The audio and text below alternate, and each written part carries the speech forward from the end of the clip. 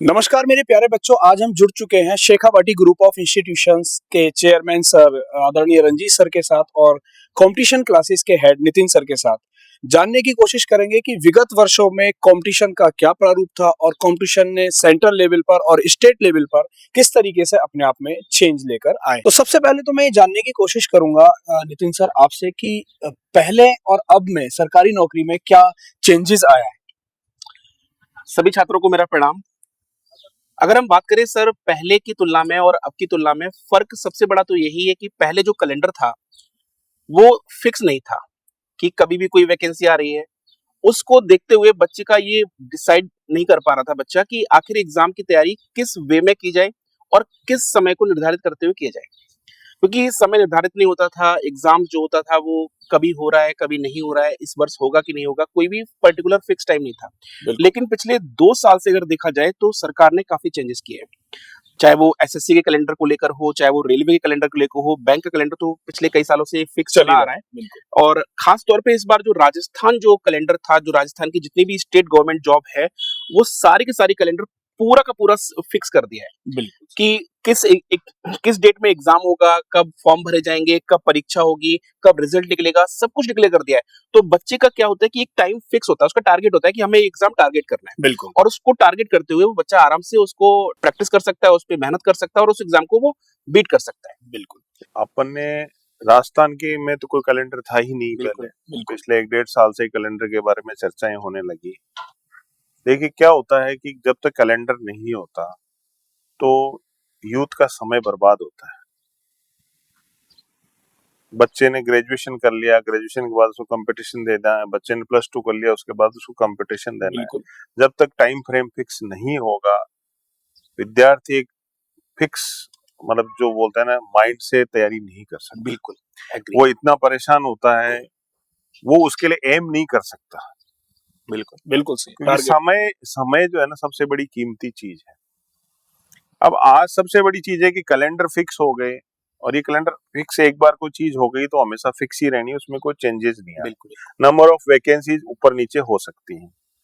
तो अब आज यूथ बैठ के आराम से सोच सकता है किस कंपटीशन की तैयारी करनी है, कैसे बनना है, कैसे नहीं बनना है। तो कैलेंडर फिक्स होने से बहुत सारी चीजें बच्चों में क्लियरेंस आ गई है।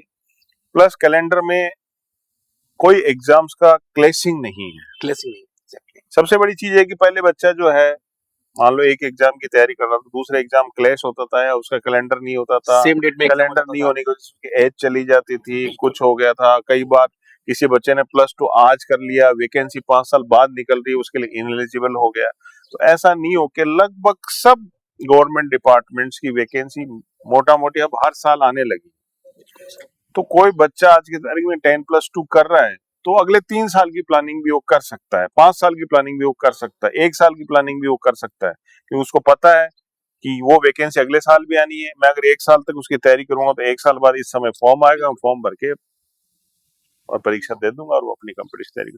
तो सबसे बड़ा कैलेंडर फिक्स होने से बच्चों के माइंड की स्टेबिलिटी आ गई और वो उसके लिए अब सोच सकते हैं इस चीज की तैयारी करनी है। मतलब आप ये कहना चाहते हैं कि बच्चा जिस एग्जाम को टारगेट कर रहा है और वो उस एग्जाम को टारगेट करते हुए उस पे अच्छे से मेहनत करके वो एग्जाम को क्रैक कर सकता है। बच्चा अब ये एम बना सकता है, he can imagine himself, वो अपने आप को इमेजिन कर सकता है कि मुझे फलाना ऑफिसर बनना है या फलानी पोस्ट पे मुझे आगे जाके काम करना है, और इमेजिनेशन के साथ में अपनी तैयारी को मूर्त रूप वो दे सकता है। बिल्कुल। पहले ऐसा कुछ नहीं था, क्योंकि वो जो कोई गवर्नमेंट वैकेंसी आती थी तो उसमें सब लग जाते थे।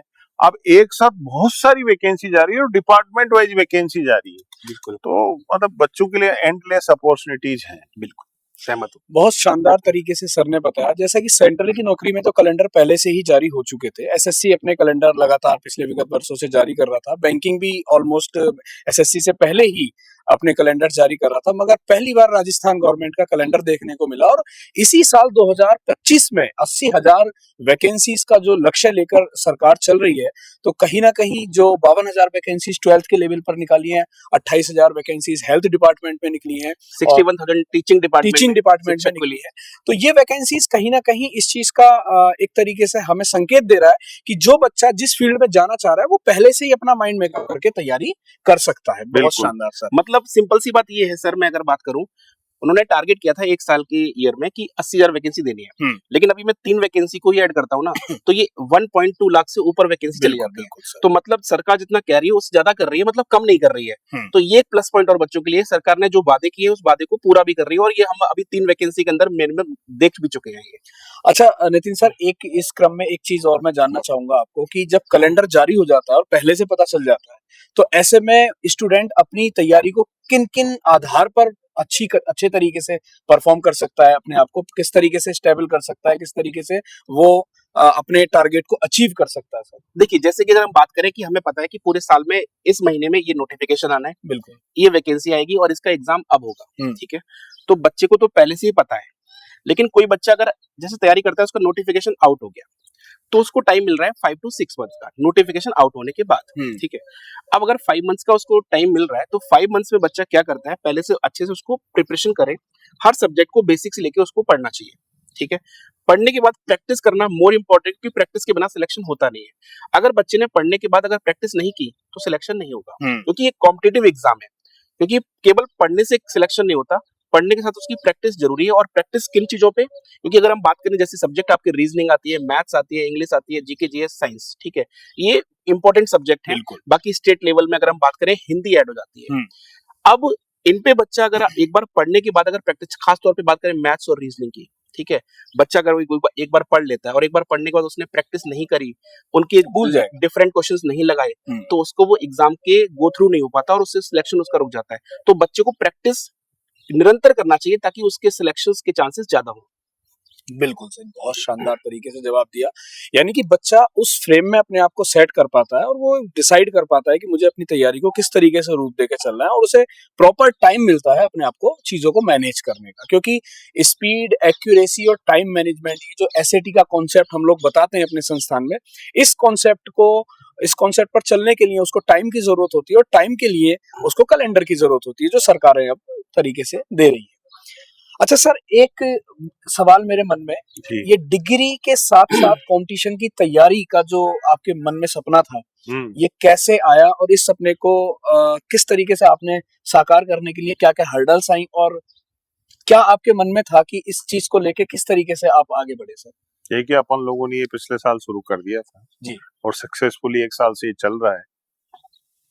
ये इसका दिमाग में इसलिए आया है कि स्टूडेंट 10+2 के बाद में एम बनाता है कुछ, लेकिन उसको मूर्त रूप देने के लिए उसके पास कोई सिस्टम अभी तक डेवलप्ड नहीं है। इस स्पेसिफिकली अपन बात करें गवर्नमेंट वैकेंसीज में सिलेक्शन को लेकर, बच्चा अपने +2 के अंदर आकर अपने अकॉर्डिंगली स्ट्रीम चूज कर लेता है। जिसको कॉमर्स में जाना कॉमर्स में, साइंस, आर्ट्स, इंजीनियरिंग, मैनेजमेंट, जिसको जिस फील्ड में जाना है, वो मेडिकल लाइन में जिसको जाना है, उस तरीके से वो अपनी चूज कर लेता है। लेकिन अभी भी स्टूडेंट्स का और उनके पेरेंट्स का पहली प्रायोरिटी गवर्नमेंट जॉब ही रहती है। बिल्कुल। अब गवर्नमेंट जॉब में जाने के लिए सिलेक्शन के लिए कुछ सरकार ने पैरामीटर्स तय कर रखे हैं, कुछ कॉमन सब्जेक्ट्स हैं जिनकी तैयारी करनी होती है। तो मैं पिछले 5-7 10 साल से बहुत सारे पेरेंट्स के संपर्क में आया, और उनकी यही विडंबना थी कि सब जो इसमें अपन पढ़ रहे हैं वो एकेडमिक चीजों में, वो चीजें कंपटीशन में नहीं आती है, और जो कंपटीशन में आती है वो पढ़ नहीं रहे हैं। तो बच्चे को मैंने देखा कि वो कॉलेज भी कर रहा है, फिर इधर उधर वो जुगाड़ू तरीके से कोचिंग वगैरह भी करने की कोशिश करती है, लेकिन उसका एक कोई फिक्स प्लेटफॉर्म नहीं होने की वजह से उनको डिजायर्ड रिजल्ट्स नहीं मिल रहे। तो फिर हम हमारी टीम के साथ बैठे, और बैठ के हमने सोचा कि क्यों ना इसको एक पैरेलल डिग्री के साथ साथ में पैरेलल एक 3 साल का फाउंडेशन कोर्स बच्चे के लिए इस तरीके से बना दिया जाए, जिसमें कॉमनली जो एंट्रेंस में जितने भी सब्जेक्ट्स आते हैं, जो कॉमन सब्जेक्ट्स हैं, उन कॉमन सब्जेक्ट्स के लिए एक सिलेबस बना के, सेमेस्टर वाइज सिलेबस, जो सिलेबस उनके एकेडमिक सिलेबस के साथ अलाइन हो। 2025 में जो पास आउट हो रहा है बच्चा, अब उसको मान लो 3 साल बाद कोई वैकेंसी उसके दिमाग में अभी से है, अब चूंकि कैलेंडर फिक्स ऑलरेडी हो चुका है, तो जो उसके दिमाग में पहले से है कि मेरे को साहब आगे जाके ये फलाना ऑफिसर बनना है, मुझे ये चाहिए, एग्जाम क्रैक करनी है, वो करनी है, ये करनी है। लेकिन वो केवल अपने +2 में जो सब्जेक्ट है वो तो एसेंशियल है, उसको ग्रेजुएशन करना एसेंशियल है, तो उसकी तो तैयारी करता है, लेकिन उसके बाद भी उसके पास ample amount of time, sufficient time बचता है जिसमें वो अपनी कंपटीशन की तैयारी अभी से ही शुरू कर। बिल्कुल सर, ये देखिए, कंपटीशन का मतलब एक तरीके की रेस होती है। बिल्कुल सर, अब कंपटीशन का मतलब रेस है। अब जो बच्चा आज +2 के साथ कंपटीशन की तैयारी शुरू करेगा, दूसरा विद्यार्थी जो ग्रेजुएशन के बाद उस चीज की तैयारी शुरू करेगा, वो कभी इस बच्चे को नहीं पकड़ पाएगा। बिल्कुल नहीं कर सकता। क्योंकि वो जब तक इतनी ज्यादा दूरी तय कर चुका होता है कि वो रात दिन भागे भी तो भी उसको पकड़ नहीं पाएगा। बिल्कुल। और दूसरी चीज ये कि 3 साल में सफिशिएंट टाइम होता है, तो उसकी जितनी भी कमजोरी होती है +2 लेवल तक की, वो सारी कमियां दूर हो जाती हैं। बेसिक्स उसके बहुत स्ट्रांग हो जाते हैं, और जैसे ही कंपटीशन के लिए वो एलिजिबल होता है, वैसे ही वो उसको क्रैक करने की दिशा में अग्रसर हो जाता है। बिल्कुल। बहुत सारे कॉम्पिटिटिव एग्जाम जो होते हैं +2 लेवल के होते हैं, वो अपने ड्यूरेशन में भी दे सकता है। अल्टीमेटली तो उसका एम बिल्कुल, सिलेक्शन जॉब है, government job sir. Government job उसका अल्टीमेटम एम है। तो जब उसको मिल जाए तब उसके लिए वो तैयार रहता है। हाँ, तैयारी उसकी हर दिन कंटिन्यू रहती है, वो हर दिन एक स्टेप आगे बढ़ता है, बहुत शानदार सर। हर दिन एक स्टेप आगे बढ़ता चला जाता है, तो उसको कभी फिर पीछे हटने का मौका नहीं मिलता। और आप लोगों ने जो सिस्टम बना रखा है, उसमें हर वीकली उसके टेस्ट होते हैं, क्वार्टरली टेस्ट होते हैं, तो अपने आप की अपनी तैयारी को वो ये भी देख सकता है कि मैं आज कहाँ पे खड़ा हूँ। सबसे ज़्यादा हमारे यहाँ इस हिंदी बेल्ट के बच्चे आते हैं, उनको इंग्लिश में थोड़ा-सा कमज़ोर पक्ष देखना पड़ता है। ऐसे में नितिन सर, मैं आपसे जानना चाहूँगा कि कुछ बच्चे एसएससी की तरफ अपना मुख मोड़ लेते हैं, कुछ बच्चे बैंकिंग की तरफ जिसमें इंग्लिश का बहुत ज़्यादा इम्पोर्टेंट रोल होता है, और बहुत सारे बच्चे साथ के साथ राजस्थान, क्योंकि बढ़ता कॉम्पिटिशन है, वो सारी चीज़ों की तैयारी करते हैं। तो ऐसे में आप सर उन बच्चों से क्या कहना चाहेंगे जो बच्चे अभी 12th पास करेंगे, या इन्होंने 12th के एग्जाम दिए हैं और 12th का एग्जाम पास करने के बाद वो Shekhawati group of institution Sikar में किसी भी ग्रेजुएशन कोर्स में अपना एडमिशन लेना चाह रहे हैं, तो उन बच्चों को हम किस तरीके से मैनेज करते हैं कंपटीशन के साथ साथ, डिग्री कोर्सेज के साथ साथ? सर उस पर एक बार बताएं सर। देखिए, आज की डेट में ग्रेजुएशन करना बहुत बड़ा टास्क नहीं है, ठीक है। अगर एक बच्चा, मेरे हिसाब से, कि डेली अपनी वो क्लासेस कर रहा है कॉलेज की, और 2 घंटे अगर वो घर पे दे रहा है, तो कॉलेज उसका ईज़िली हो जाता है। लेकिन बाकी जो टाइम होता है, उसने वो पूरे कॉलेज के दौरान क्या होता है, टाइम वेस्ट किया होता है। तो वो टाइम वेस्टेज को बचाने के लिए बच्चे के आज करियर को लेकर आज पेरेंट्स भी बहुत चिंतित हैं। तो वो टाइम वेस्टेज जो ना हो, उसको बचाने के लिए हमने ये प्रोग्राम शुरू किया। अब इस प्रोग्राम शुरू करने का मकसद ये है कि अब बच्चा 12th के बाद आ रहा है, वो उसको कंपटीशन का कुछ भी नहीं पता। हमने इस प्रोग्राम को डिजाइन ही इस तरह से किया है कि बच्चा कॉलेज भी करे और उसको किसी तरह का कंपटीशन में बर्डन ना पड़े। अब बर्डन कैसे नहीं पड़ता, क्योंकि कॉलेज की क्लासेस जो चलती हैं वो आफ्टरनून तक, आफ्टरनून के बाद हमारी क्लास चलती है कंपटीशन की। अब बच्चे के पास सफिशिएंट टाइम होता है। हमने इस कोर्स को डिजाइन इस तरह से कर रखा है कि बच्चे के ऊपर किसी तरह से बर्डन ना आए। बेसिक से लेके हम शुरू करते हैं, मतलब कोई भी सब्जेक्ट होता है उसको बेसिक से शुरू करते हैं, ताकि बच्चा उसकी ABCD समझ सके क्या होता है। ठीक और है, वो भी जब उसकी यूनिवर्सिटी की परीक्षा आ जाती है, तो उसको ऑफ कर देते हैं, उसको ऑफ कर देते ताकि उसको उसमें डिस्टरबेंस नहीं हो। तो बेसिकली उसकी जो एकेडमिक स्टडी है, उसके अनुसार उसको उसमें ऐसा हमने डाल दिया गया है कि बच्चे को कहीं कोई समस्या नहीं हो। समस्या नहीं आती। दूसरी बात, जैसे कि अगर हम बात करें 12th बेसिस पे, हाँ। 12th बेसिस पे आपके SSC की बात करें तो SSC CHSL का एग्जाम हो गया। हाँ। आपका 10th बेसिस पे MTS का एग्जाम आता है, SSC GD का एग्जाम आता है, रेलवे में आपका ALP आता है, हाँ। आपका रेलवे में आपका ग्रुप D आता ग्रुप है, डी। ठीक है, रेलवे में आपका NTPC आता है जो 12th बेसिस होता है। स्टेट लेवल में आपकी बहुत सारे एग्जाम है जो 10th और 12th बेसिस पे है। तो बच्चा 3 सालों के अंदर, जरूरी नहीं कि उसका अगर एम है कि 2 साल में मुझे सिलेक्शन लेना है, तो 12th बेसिस पे क्लर्क लेवल की जॉब है और जो भी 45 से 50 हजार रुपए जो दे रही है। और अगर हम बात करें उसके 12th बेसिस पे, आज कहीं भी अगर वो प्राइवेट सेक्टर में जाता है ना, कहीं भी कोई इसको इतना अमाउंट नहीं देगा। एक तो उसकी पोस्ट, एक उसका जो समाज में जो उसकी रेस्पेक्ट है, और गवर्नमेंट जॉब का तबका, बिल्कुल वो सारी चीजें लग जाती है। और एक बच्चा सोचो 12th में जो भी जिसकी ग्रेजुएशन खत्म नहीं हुई है और उसकी गवर्नमेंट जॉब लग चुकी है, बिल्कुल, तो समाज में उसका नाम हो जाता है। तो वो चीजें हम लोग लेके चल रहे हैं। बिल्कुल सर, मैंने आपकी एक पुराना मीटिंग अटेंड की थी, और उसमें आपने एक डायलॉग दिया था, सारे कंपटीशन के और सारे HODs बैठे हुए थे, उसमें आपने कहा था कि जो डिग्री है वो एक पासपोर्ट का काम करती है जी। और सरकारी नौकरी की जो तैयारी है वो उसके वीजा का काम करती है, और ये दोनों चीजें मिलके ही सरकारी नौकरी का टिकट बनाती हैं। तो सर उस विषय, सर मैं चाहूंगा कि एक बार फिर से उसमें प्रकाश डालिए कि क्या क्या थीम थी सर। वो थीम यही है कि स्टूडेंट ग्रेजुएशन की तैयारी के साथ साथ उसका एम यही होता है। ग्रेजुएशन कई बहुत सारे विद्यार्थी तो ग्रेजुएशन करते इसलिए कि उनको सरकारी ऑफिसर बनना है। बिल्कुल सर। तो जब उसका एम सरकारी ऑफिसर ही बनना है तो उसको कॉलेज ऐसी चुननी चाहिए जहां पे ये सब दोनों सुविधाएं एक साथ उपलब्ध हो। बिल्कुल सर। सही वीजा से ही सही देश में एंट्री मिलती है, वैसे ही सही कॉलेज के सिलेक्शन से ही उसको सरकारी नौकरी की तरफ वो अग्रसर होगा। गवर्नमेंट जॉब जिनका एम है, जिन्होंने एम बना लिया, अगर वो उसके लिए तैयारी करेंगे और कल को खुदा ना खास्ता 1% उनको जॉब मिलती भी नहीं है तो उनकी स्किल्स इतनी इंप्रूव हो चुकी होंगी कि वो प्राइवेट क्षेत्र में भी पीछे नहीं बहुत आगे जाएंगे, रहे, बहुत आगे जाएंगे। कि देखो एक्चुअली क्या होता है कि जब बच्चा कॉम्पिटिशन की तैयारी करता है तो उसकी अच्छा, आजकल अपने डिस्कस करें तो प्राइवेट वाले कौन से बिना कंपटीशन के लेते हैं? नहीं करते, और अगर अच्छे संस्थान में उसको जाना है तो कंपटीशन बिल्कुल। तो उसमें भी होता है, बिल्कुल। और स्किल्स तो उसमें भी चेक एक करते सीट हैं। पे कम से कम 100 लोग होते हैं, एक सीट पे 100 लोग होते हैं, हाँ, तब उसमें से चूज किया था कि ये बेस्ट है हमारी कंपनी के लिए, बिल्कुल। ठीक है। अपने और यहाँ भी जैसे कैंपस प्लेसमेंट के लिए कंपनी आती है तो सबसे पहले आती है रिटन एग्जाम लेते हैं, उसका जीडीपीआई करते हैं वो लोग। बिल्कुल तो वो सब चीजों में हर जगह ये स्किल जो टेस्ट चेक कंपटीशन करते का हैं, स्किल तो हर जगह जरूरत पड़ेगी, बिल्कुल डेफिनेटली। तो उसके जो भी पढ़ाई वो करेगा उसमें उसका नुकसान कहीं नहीं। अच्छा नितिन सर, जो हमारे फर्स्ट ईयर के स्टूडेंट्स हैं वो सिर्फ शेखावाटी कॉलेज को कॉलेज ही नहीं मानते, वो उनका कहना ये है कि शेखावाटी कॉलेज हमारा एक लॉन्चिंग पैड की तरह काम करता है। तो मैं एक छोटा सा क्वेश्चन है जो सभी लोगों के स्टूडेंट्स के मन में जी आ रहा होगा बोलिए। कि कॉलेज डिग्री कोर्सेज के साथ साथ हम कंपटीशन की जो क्लास चला रहे हैं उसके टाइम को किस तरीके से सर मैनेज कर रहे हैं, क्योंकि टाइम को मैनेज करना बड़ी बात है। तो सर देखिए, क्या हमारी स्ट्रेटजी रहती है वो मैं भी बच्चों से 1 to 1 बात भी करता हूँ, डिस्कशन भी होता है। कई बार बच्चों को ये लगता है कि टाइम ज्यादा हमारा जो जा रहा है, बट आपको पता है कि एक दिन में 24 घंटे होते हैं, बिल्कुल सर। ठीक है। और कॉलेज प्लस कंपटीशन को अगर दोनों को मिला देते हैं तो हम 7 आवर्स लेते हैं उनके, यानी कि उसके बाद बच्चों के पास 17 घंटे बचते हैं। 17 घंटे में उसका सोना खाना पीना सब निकाल दो, फिर भी उसके पास अपने 8 घंटे बच जाते हैं, जिसमें वो अपना स्पोर्ट्स एक्टिविटी कर सकता है, अपनी इंडोर एक्टिविटी कर सकता है, अपना दोस्तों से बात भी कर सकता है, अपने घर पे बात कर सकता है, अपनी पढ़ाई भी घर पे कर सकता है, अपनी प्रैक्टिस कर सकता है।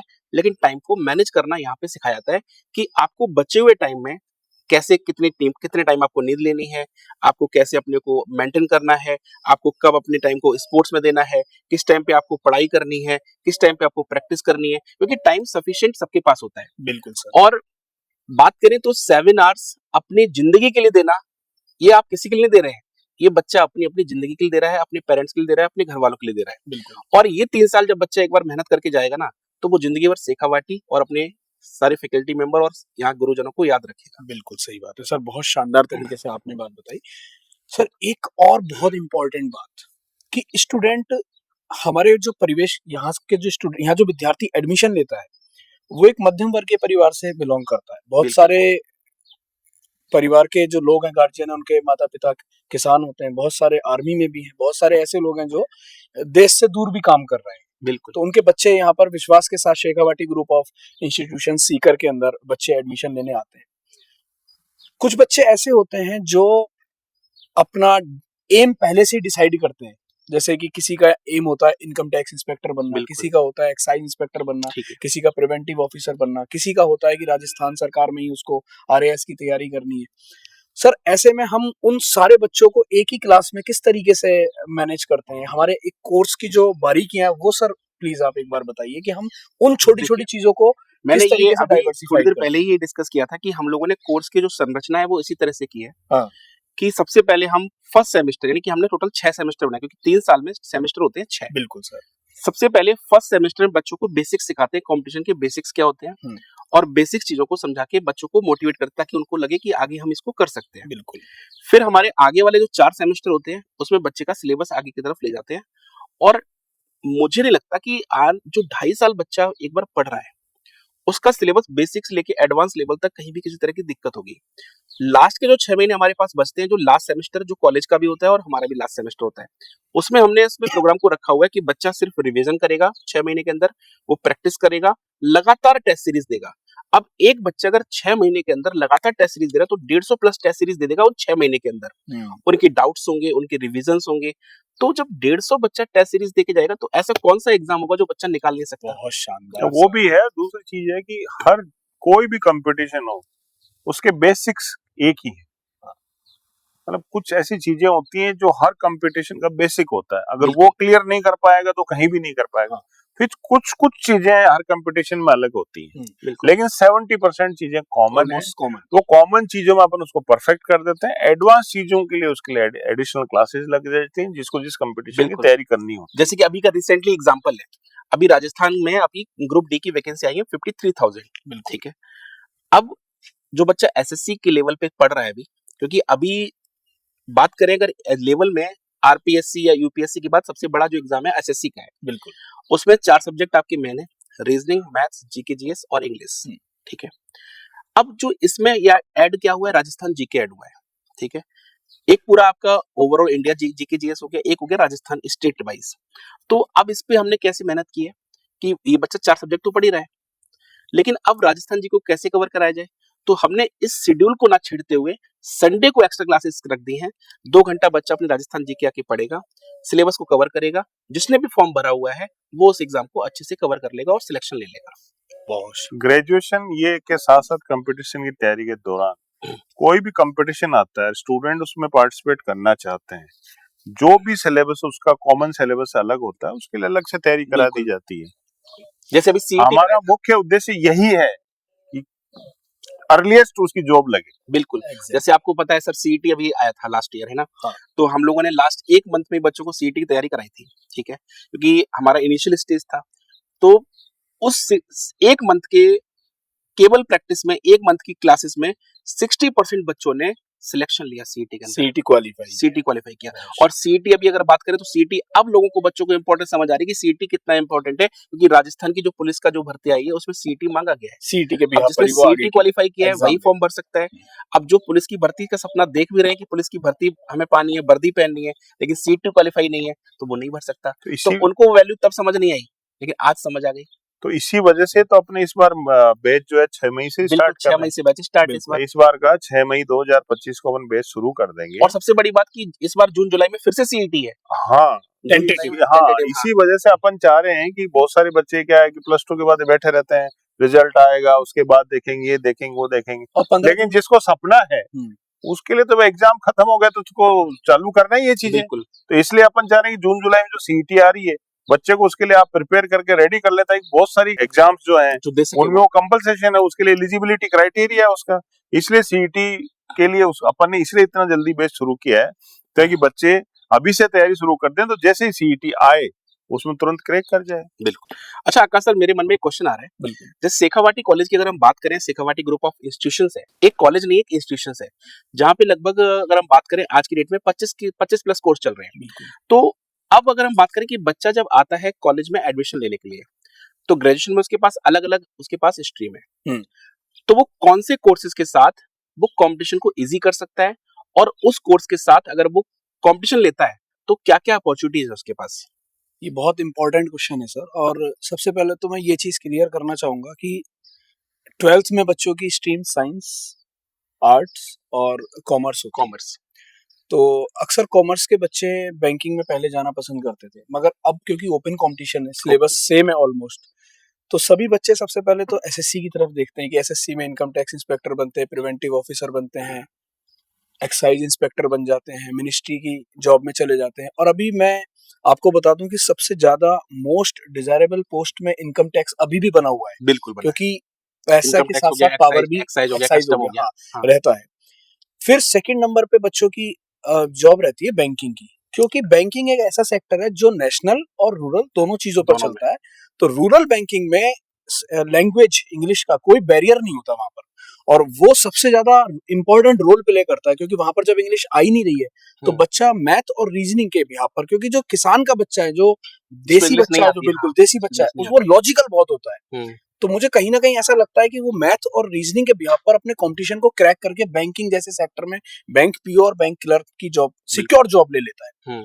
साथ ही साथ अगर मैं बीटेक वाले बच्चों की बात करूं तो आजकल एईएन की और जेईएन की वैकेंसीज बहुत ज्यादा आ रही है सर। और अभी जैसे गवर्नमेंट्स ने, हमने देखा कि एआई का रोल बढ़ गया है, एसएससी में भी एसएससी जेई आती है, आरआरबी जेई वैकेंसी बिल्कुल बिल्कुल सर, बिल्कुल टेक्नीशियन की वैकेंसी आती है। तो डेटा साइंटिस्ट की जो वैकेंसी है वो गवर्नमेंट रोल पे भी डेटा एनालिटिक्स की वैकेंसी बहुत ज्यादा बढ़ रही है।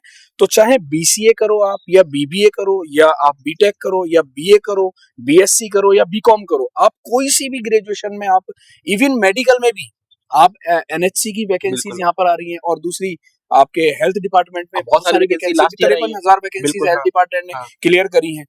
तो ऐसा कोई सा ग्रेजुएशन का डिपार्टमेंट नहीं है कि आप किसी भी फील्ड में जाएं और आपके पास वैकेंसी ना हो। तो मुझे तो ऐसा लगता है और ये कि सारे डिपार्टमेंट्स अपने कॉलेज में अपने अवेलेबल। कॉलेज में अवेलेबल है सर, बिल्कुल। तो बच्चा जो चाहे तो यहाँ पे अगर कोई ग्रेजुएशन के साथ कंपटीशन की तैयारी करने आएगा तो उसकी हर इच्छा का कोर्स उसको यहाँ उपलब्ध हो जाएगा, बिल्कुल प्लस वो कंपटीशन की तैयारी बिल्कुल। साथ साथ कर पाएगा। और सारे कोर्स रेगुलर है, हाँ, ठीक है। सारे कोर्स रेगुलर है। दूसरी चीज उसको कल को उसको ये आ जाता है कि उसको ब्लू चिप कंपनीज में भी जाना है, उसको अब्रॉड भी जाना है, अच्छी कंपनी में लेना है, तो भी उसको तैयारी करनी ही पड़ेगी। बिल्कुल करनी पड़ेगी। तो इस तैयारी तो आजकल मैंडेटरी सा ही हो गया है एक तरीके से। बिल्कुल। तो बच्चा अगर किसी भी ग्रेजुएशन की उसकी प्लानिंग है, तो प्लानिंग के साथ साथ इस प्लानिंग को अगर उसमें इंक्लूड कर लेगा तो सोने पे सुहागा वाला काम हो जाएगा और वो एक बिल्कुल जो है औरों से अलग हो जाएगा। बिल्कुल, बिल्कुल। कंपटीशन क्या है? 1 लाख में से 1000 का सिलेक्शन करना है, 1 लाख में से 2000 का सिलेक्शन करना है। बिल्कुल सर। अब 1 लाख में से 1000 2000 आप आओ कैसे, इसकी शुरुआत कैसे हो? सबसे बड़ा पॉइंट पेरेंट्स को, स्टूडेंट्स को ये समझना पड़ेगा। वो समझते कैसे हैं? देखिए एक रेस है, अब रेस में कंपटीशन है आपका। अब कंपटीशन के अंदर आपको औरों से आगे जाना है, औरों से आगे जाने की शुरुआत आपको +2 के तुरंत बाद ही करनी पड़ेगी। बिल्कुल सर। जिन बच्चों को +2 लेवल के कंपटीशन है, जैसे जो बच्चे नीट जेई वगैरह की तैयारी करते हैं, वो आजकल 9-10 से तैयारी शुरू कर देते हैं। वो क्यों तैयारी शुरू कर देते हैं कि 12th के बाद जब कंपटीशन आएगा तो जो लोग 11-12th के साथ तैयारी शुरू करेंगे अपन उनसे आगे रहेंगे, अपने बेसिक्स उनसे ज्यादा स्ट्रॉन्ग रहेंगे। उसी कॉन्सेप्ट की तर्ज पे जो बच्चे को गवर्नमेंट जॉब चाहिए, ग्रेजुएशन के बाद उसको क्रैक करना है, उसके लिए फाउंडेशन कोर्स है, उसको अभी +2 के बाद ही तुरंत बाद शुरू करना पड़ेगा। तो उसको 3 साल में वो उससे इतना आगे हो जाएगा कि जब वो लोग दौड़ना शुरू करेंगे, जब तक वो आधा रास्ता तय कर चुका होगा, तो उसको कैसे पकड़ेंगे वो? तो अगर 1 लाख में 1000 का सिलेक्शन होना है तो उसके लिए कंपटीशन मात्र 5000 का रह जाएगा, क्योंकि 95,000 लोगों से तो आगे वैसे ही जा चुका हो, क्योंकि 95,000 लोग तो ग्रेजुएशन के बाद तैयारी शुरू करेंगे। अब 5000 में उसका सिलेक्शन करना बहुत इजी हो जाएगा। थोड़ी सी मेहनत, थोड़े से पुश से वो तुरंत सेलेक्ट हो जाएगा वहां पे। और ये वादा है अपना कि एक नहीं तो दूसरा तीसरे जो तो किसी न किसी कंपटीशन वो बिल्कुल फिट 100% हो जाएगा। और मैं सर छात्रों को एक बात और बताना चाहता हूँ कि हमारा जो कॉलेज है वो 24 वर्षों से राजस्थान का बहुत प्रतिष्ठित कॉलेज बना हुआ है। साथ ही साथ ऐसा कोई सा कोर्स नहीं है जहां से हमारे कॉलेज ने गोल्ड मेडलिस्ट हर साल, यूनिवर्सिटी टॉपर हर साल आते हैं। और हमारे कॉलेज का एलुमनाई सेल इतना स्ट्रांग है कि जो हमारे बच्चे होते हैं उनको हमारे सीनियर्स, जो बच्चे पास आउट कर चुके हैं, वो पूरा एक रोड मैप बना के उनके साथ के साथ लगे रहते हैं, एक परिवार की तरह। और कॉलेज की जो स्थायी फैकल्टीज हैं, चाहे हम बीटेक डिपार्टमेंट की बात करें, चाहे हम बीसीए डिपार्टमेंट की बात करें जिसने पूरे राजस्थान में हल्ला बोल कर रखा है एकदम, और चाहे हम बीकॉम या बीबीए एमबीए डिपार्टमेंट की बात करें, हर एक फील्ड से हर एक स्टूडेंट्स की चाह रहती है कि वो अपनी तैयारी को इस तरीके से लेके चले कि वो सरकार में भी भागीदारी बना सके। बिल्कुल। तो सर 24 वर्षों में किस किस तरीके के चैलेंजिंग पॉइंट आपने देखे सर, उस पे भी एक बार सर बताएं कि क्या स्टूडेंट्स। मैं मेरी जो जर्नी 2001 से शुरू की थी एजुकेशन लाइन में, और मेरा शुरू से एम ये था कि देखिए मैं तो इंजीनियर बन चुका था। बिल्कुल सर। और मैं 2000 में इंजीनियरिंग कर ली थी, वो भी उस समय कंप्यूटर साइंस में इंडिया की टॉप कॉलेज से मैंने इंजीनियरिंग कर ली थी, और मेरा यूएस की अच्छी यूनिवर्सिटी में सिलेक्शन भी हो गया था।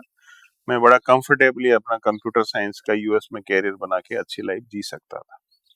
लेकिन चूंकि मैं एक गांव के बैकग्राउंड से था, और जब मैं कॉलेज में गया और मैंने देखा कि उस जमाने में ग्रामीण परिवेश के बहुत कम विद्यार्थी इंजीनियरिंग करते थे, बहुत कम लोगों ने टेक्निकल एक्सपोजर लिया होता था। बिल्कुल। गांव के बच्चों में टैलेंट की कमी नहीं होती, गाइडेंस की कमी होती है, और उस गाइडेंस के अभाव में वो अपनी एनर्जी का सही यूटिलाइजेशन नहीं कर पाते। बिल्कुल। जो गांव के बच्चे में मेहनत का जज्बा है वो कहीं पर भी आपको नहीं मिलेगा, क्योंकि वो पैदा होते ही मेहनत ही देखता है। फिजिकल और मेंटल दोनों मेहनत कर लेता है वो मेंटली बहुत स्ट्रांग होता है और हर चैलेंज को बहुत इजीली फेस कर सकता है। उसके साथ दिक्कतें क्या होती हैं? उसको स्कूलिंग में अच्छी एजुकेशन नहीं मिलती, प्रॉपर गाइडेंस, इंग्लिश की उसके साथ बहुत कमजोरी होती है, टीचर्स उसको जो मिलते हैं स्कूलिंग के दौरान वो उतने अच्छे नहीं मिल पाते जो उसकी स्किल्स को उतना अच्छा इम्प्रूव कर सके। उसके एटमॉस्फेयर अच्छा नहीं मिलता, जिसकी वजह से वो सही गाइडेंस के अभाव में आगे चीजें कर नहीं पाता। तो जब हमने ये सब सिस्टम मैंने वहां जाके देखा, तो मैंने ये सोचा कि क्यों न मैं, अगर हमारे एरिया के कुछ हजार कुछ लाख बच्चों का पूरे जीवन में गाइडेंस करके और उनको अगर शिक्षा का जो महत्व है वो बता के और उनको जिंदगी को बेहतर बनाने में अगर कुछ भी योगदान कर पाऊं, तो मेरा यह जीवन सफल हो जाए। बहुत सही। उस उद्देश्य के साथ मैंने इस चीज को शुरू किया। सबसे पहले शेखावटी क्षेत्र में टेक्निकल एजुकेशन स्टार्ट करने वाला शेखावटी कॉलेज ही था। शेखावटी ग्रुप ने उस जमाने में बीबीए, बीसीए, एमबीए, एमसीए जैसे टेक्निकल कोर्सेज शुरू किए।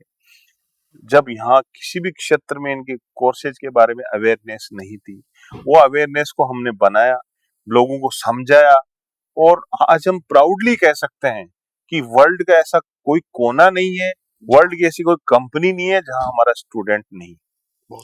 हर जगह वो लोग मिलते हैं। और शेखावटी कॉलेज की खासियत है कि वो वक्त की आहट को पहले ही भांप लेते हैं। पिछले 8-10 साल से मैं महसूस कर रहा था कि विद्यार्थी दिशाहीन होकर इस तरीके से कॉलेज कर रहे हैं, फिर कोचिंग के चक्करों में घूम रहे हैं, यहाँ घूम रहे हैं, वहां घूम रहे हैं, समय और पैसा दोनों उनका बर्बाद हो रहा है। देखिए, वक्त एक ऐसी चीज है वो जो लौट के नहीं आती। अभी आज अपन लोग बैठ के यहाँ डिस्कशन कर रहे हैं, ये वक्त भी गुजर जाएगा। बिल्कुल सर। तो वैसे विद्यार्थी को सबसे इम्पोर्टेंट चीज है उसको अपना समय देखना चाहिए कि मेरा समय कभी लौट के नहीं आएगा। समय जो गुजर गया, आज का दिन गुजर गया, कल का दिन गुजर गया। तो अपने यहाँ क्या करते हैं कि बहुत धीमी रफ्तार से चलते हैं। जमाना बुलेट ट्रेन का है, रॉकेट्स का है। अब उस जमाने में अगर आप उसी धीमी रफ्तार से अगर तैयारियां करोगे तो कंपटीशन कैसे फाइट करोगे? सोचना आपको बहुत अर्ली पड़ेगा, +2 लेवल पे सोचना पड़ेगा। तो ये जो कॉन्सेप्ट अपन ग्रेजुएशन के साथ कंपटीशन का लेकर आए, देखिए ये कॉन्सेप्ट में जो बच्चा समय रहते एंटर हो जाएगा, वो देखेंगे कि जो साथियों ने ये मॉडल चूज नहीं किया वो कहाँ है 3 साल बाद, वो कहाँ है वो समय अपने आप बता देगा। इसलिए समय की मांग है ये। सरकारें खुद इसके अकॉर्डिंगली अपने आप को सरकारों ने अलाइन कर लिया। विद्यार्थियों के हितों को देखते हुए उन्होंने धीरे धीरे सबने कैलेंडर बना लिए, और अब कोई ऐसी वैकेंसी नहीं है जो प्री डिफाइंड नहीं हो। सब कुछ सिस्टमेटिक, अगले 3-3, 5-5 साल की एडवांस में प्लानिंग होती है। तो विद्यार्थी का समय तो खराब होना नहीं है, क्योंकि अगर यही चीज आप 10 साल पहले लॉन्च करते, विद्यार्थी तैयारी तो कर लेता, लेकिन वैकेंसी नहीं, उस तैयारी का बढ़ता क्या कैलेंडर। लेकिन जब कैलेंडर बन गया तो ये बिल्कुल सही समय है उसको ये करने का। और ये एक्स्ट्रा में कर रहा है, वो जो उसने पहले से सोच के जो काम कर रखा है, मान लो उसको इंजीनियरिंग करनी है, उसको मैनेजमेंट करना है, उसको कुछ भी करना है, वो एम में तो अपन कहीं इंटरफेयर कर ही नहीं रहे उसके, वो एम तो चल ही रहा है, ये तो उसको एक्स्ट्रा मिल रहा है, एक्स्ट्रा बेनिफिट है। और उसी फील्ड में उसकी गवर्नमेंट जॉब मिल रही तो उससे बड़े क्या हो सकता है? तो चेरी ऑन केक है भाई। बिल्कुल। तो देखिए, लाखों घरों के चिरागों को जलाने के लिए अपने कई सपनों की तिलांजलि दी होगी सर ने। चाहते तो सर ने बताया कि यूएस में बड़ी कंपनी में और अपनी लाइफ को बहुत अच्छे तरीके से, लेविश तरीके से जी सकते थे, मगर जिस क्षेत्र से, जिस माटी में सर पैदा हुए और वहाँ के हजारों लाखों घरों में चिराग जलाने के लिए सर ने एक बड़ा सपना देखा और उस सपने को साकार करने के लिए एक मजबूत टीम बनाई।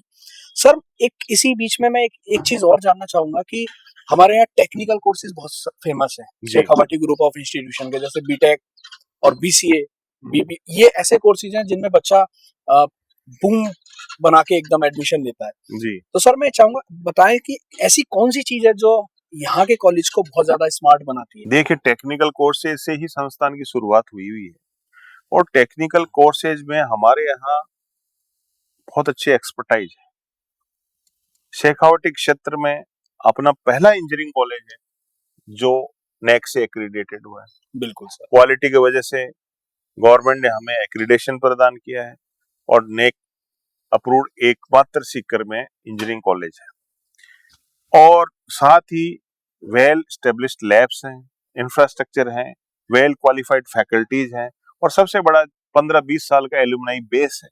बिल्कुल सर। जो अपने आप में ये कहते हैं कि जो बच्चे हमारे पहुंच गए कहीं पर भी, वो अपने जूनियर्स को जरूर मौका देते हैं, और उन्होंने एक संस्थान की जो रेपुटेशन बनाई है उस रेपुटेशन का फायदा विद्यार्थी को जरूर मिलता है। इसी वजह से विद्यार्थी टेक्निकल कोर्सेज में एडमिशन लेने के लिए सबसे फर्स्ट प्रेफरेंस शेखावटी को देते हैं। बहुत शानदार। ऐसी बहुत सारी चीजों से सुसज्जित कॉलेज है। तो मैं विद्यार्थियों से और अभिभावकों से अनुरोध करना चाहूंगा कि अगर आपके बच्चों ने भी 12th की परीक्षा दी है या आप 12th पास कर चुके हैं, तो एक बार Shekhawati group of institution Sikar जरूर विजिट करें। ऐसे तमाम रोड मैप शेखावाटी कॉलेज ने ऐसे तमाम कीर्तिमान स्थापित करे हैं जिन पर चलकर बच्चे ने सफलता पाई है। बच्चे के माता पिता को भी गर्व महसूस होता होगा कि हमारा बच्चा शेखावाटी कॉलेज ऑफ हमारा बच्चा शेखावाटी ग्रुप ऑफ इंस्टीट्यूशन से पढ़कर सिर्फ माता पिता का ही नहीं, अपने गुरुजनों का और अपने क्षेत्र का भी नाम रोशन करता है। एक बात सर मैं और कहना चाहूंगा। बिल्कुल सर। बच्चे ने जो भी ड्रीम्स देखे हों 12th के बाद कि मुझे ये करना है, तो सारे ड्रीम्स को पूरा करने में शेखावाटी कॉलेज आपकी मदद करता है और साथ ही साथ आपके गवर्नमेंट जॉब में सपने को साकार करने के लिए एक कदम हमेशा आगे रहता है। तो आप जरूर एक बार शेखावाटी कॉलेज सीकर में विजिट करें, ऐसा मैं आपसे अनुरोध करता हूँ। वो आए, कॉलेज में आए और कैरियर गाइडेंस लेके जाएं। एक ओपन डिस्कशन होगा, आपके लिए क्या बेहतर है, आपके लिए क्या नहीं है। तो अपने बच्चे के भविष्य के लिए 15-20 मिनट जरूर आदमी को निकालने चाहिए और जानना जरूर चाहिए कि दुनिया में चल क्या रहा है। तो कम से कम जो हमारी एक्सपीरियंस्ड लोग हैं यहाँ पे, उनसे आए, मिलें और अपने कैरियर के बारे में कैरियर गाइडेंस सेशन जरूर बुक करें। बिल्कुल। होप सो आज का ये डिस्कशन आप सभी लोगों को बहुत अच्छा लगा होगा। ऐसे ही नए डिस्कशन के साथ फिर मुलाकात करेंगे। तब तक के लिए अपना ध्यान रखिए। जय हिंद, जय राजस्थान, जय शेखावाटी।